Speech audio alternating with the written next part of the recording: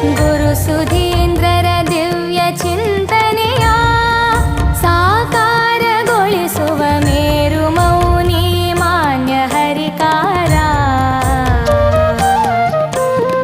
ಮಧ್ವಶಾಸ್ತ್ರದ ಮಧುಪಯತಿವರ ಗುರುಸುಭಕ್ತರ ಮುಗ್ಧ ಶಿಷ್ಯರ ಪ್ರೀತಿ ಮಾಡುತ್ತ ಸುಪಥ ತೋರುತ್ತ ಭಕ್ತ ವೃಂದಕ್ಕೆ ನಿರುತ ಹರಸುವ